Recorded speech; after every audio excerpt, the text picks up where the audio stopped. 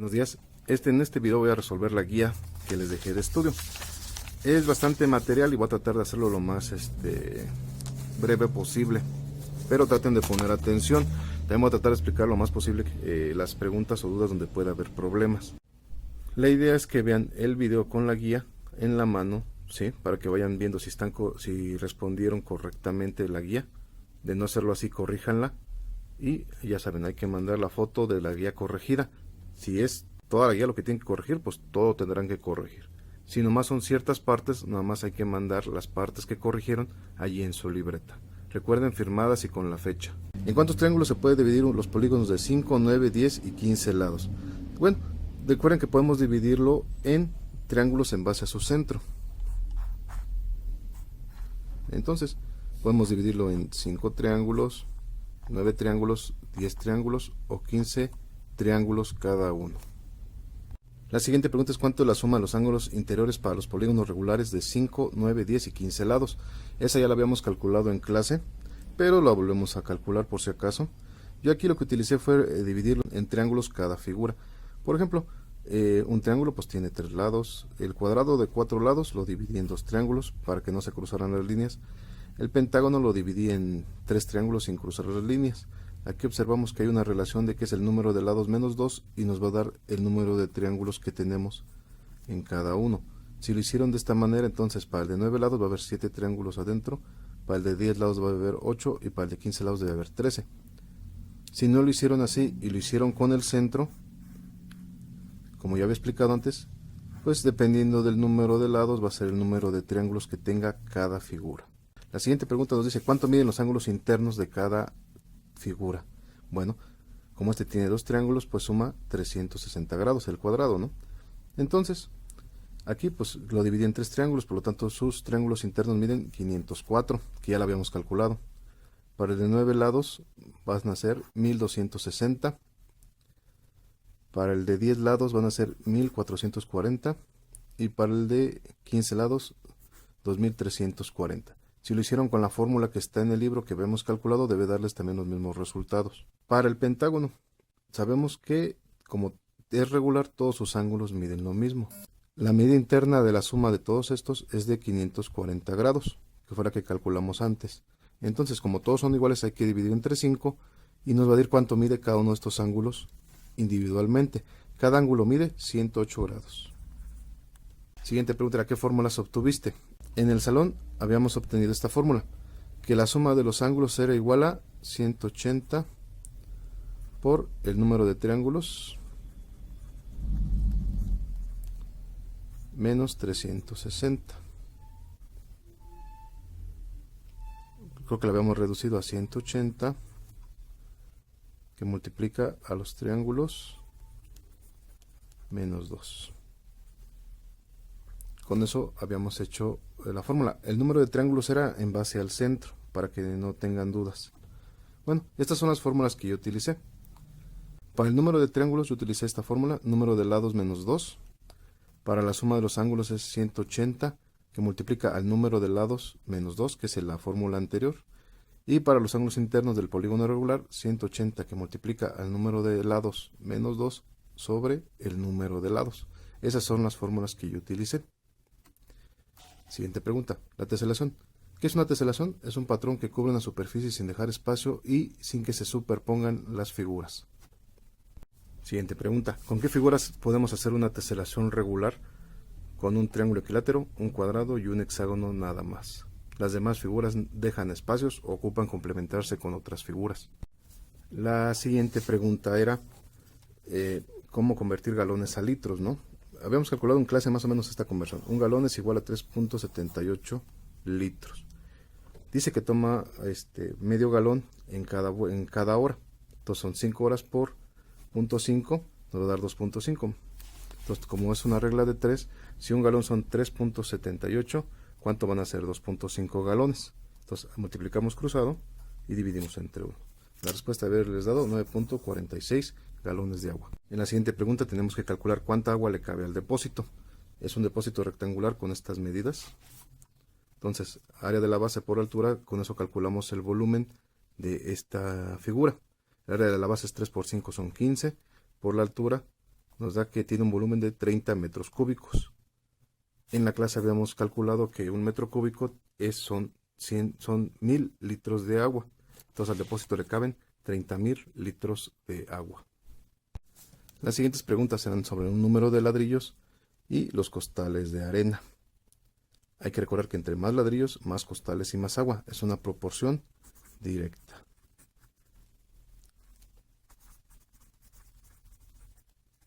Entonces, si una cantidad crece, la otra también. Entonces podemos emplear la regla de 3 para calcular las preguntas que nos piden. Nos preguntan que si cuánta agua vamos a ocupar para 100 ladrillos. Sabemos que para 10 son 5, entonces ¿cuánto vamos a calcular para 100? Hacemos la regla de 3, multiplicamos cruzado y dividimos, y nos queda que ocupamos 50 botes de agua. Para la arena, sabemos que para 10 se ocupan 8 botes de arena. Entonces, ¿cuántos vamos a ocupar para 50? Entonces, hacemos esta multiplicación, esta regla de 3, y nos da 40 botes de arena. Como es una proporción directa, nos pide encontrar su fórmula. Recuerden que la fórmula general para una proporción directa es lo que calculamos igual a una constante por la cantidad que nosotros estamos variando. En este caso vamos a calcular el número de ladrillos. Lo que estamos variando son los costales de arena y nos falta conocer esta constante. Entonces, lo que calculamos que la Y sería el 10, que son los ladrillos que se hicieron, una constante que desconocemos, y sabemos que se ocupan 8 botes de arena. ¿Cómo vamos a encontrar esa fórmula? Pues hay que encontrar esta K. La K se obtiene despejándola. Este 8 que está multiplicando pasa dividiendo, y nos queda que la constante es 10 sobre 8 igual a 1.25. Entonces, ¿cómo va a quedar la fórmula para calcular cuántos ladrillos conociendo los botes de arena? Es el número de ladrillos va a ser igual a 1.25 por los botes de arena. Y con eso podemos calcularlo para cualquier número de botes de arena.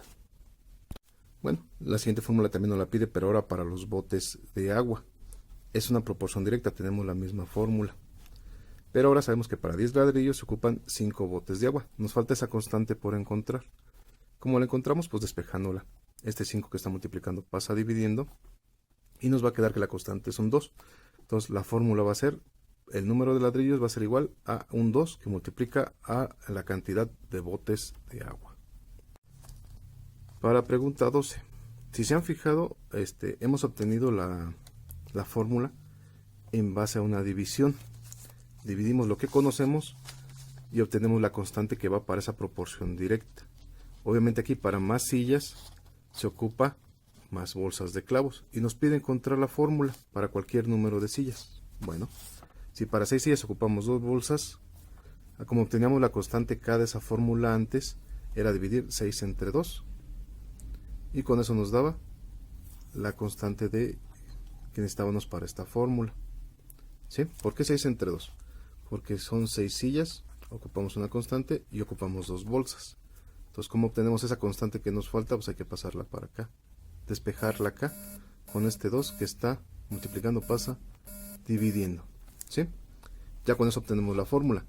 Para conocer cuántas sillas vamos a hacer, si tenemos el número de bolsas de clavos, hay que multiplicar el número de bolsas por 3, y la fórmula queda de esta manera. Número de sillas es igual a un 3 que multiplica al número de bolsas de clavos. Pregunta 13 es, si los 12 trabajadores hacen 20 metros de pared en un día, ¿cuántos trabajadores necesitan para hacer esos 20 metros en la misma mitad que del tiempo anterior? ¿Qué tipo de relación de proporcionalidad se da entre el número de trabajadores y el tiempo en hacer el trabajo? Bueno, para empezar, 12 trabajadores hacen 20 metros en un día. ¿Cuántos trabajadores lo hacen en 0.5? No podemos emplear una regla de 3 para obtenerlo, porque nos daría un número más pequeño de trabajadores, ¿no? Pero sabemos que entre más trabajadores haya, se ocupa menos tiempo. Aquí tenemos un número constante de 20 que no cambia. Ese ahorita podemos nosotros como ignorarlo, porque lo que nos interesa es saber el tiempo, ¿sí? Y el número de trabajadores.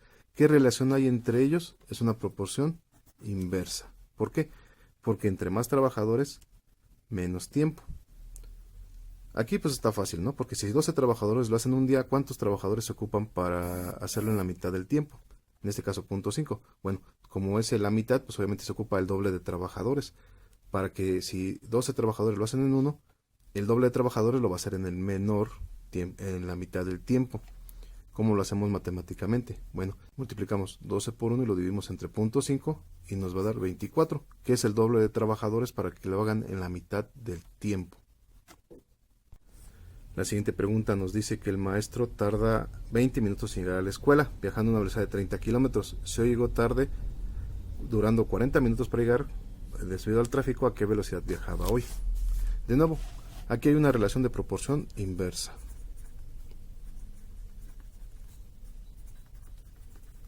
¿Por qué?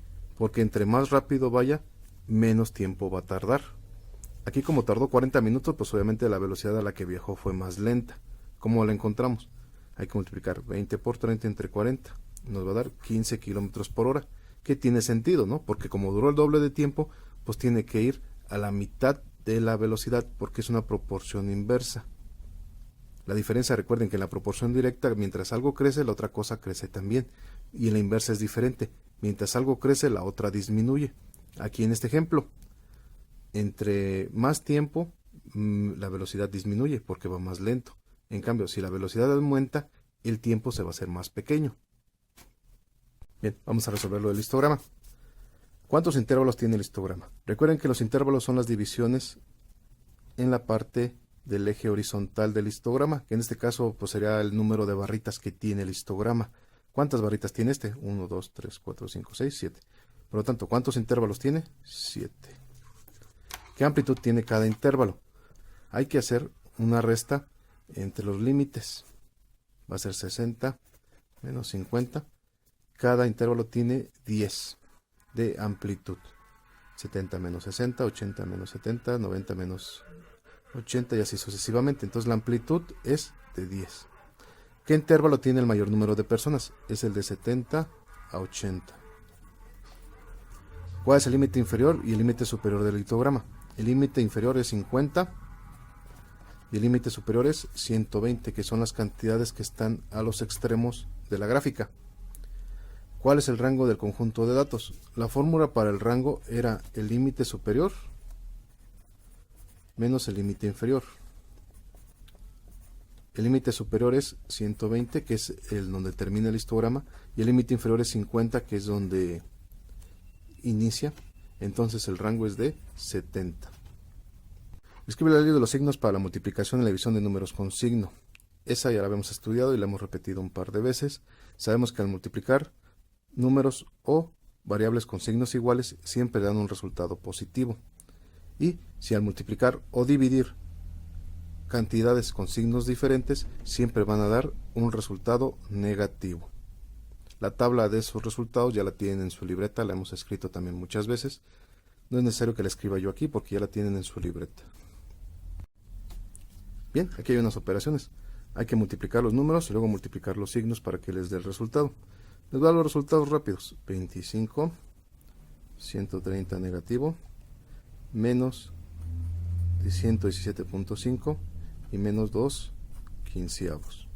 Si acaso la duda de la multiplicación para la fracción, recuerden que hay que multiplicar numerador por numerador y denominador por denominador. 2 por 1 son 2, más por menos es negativo, y 3 por 5 son 15. Las divisiones, recuerden que también signos diferentes van a dar un resultado negativo, signos iguales van a dar un resultado positivo. En este caso los resultados son 17, 4, 6.5 negativo. Y para la división de fracciones, pues vamos a hacerla con la regla de la herradura. En este caso nos va a dar menos 16 quintos. Ahí puse yo los signos primero. Primero multipliqué los signos ahora. Pero recuerden que signos iguales siempre dan positivo y signos diferentes siempre dan un resultado negativo en la multiplicación y en la división.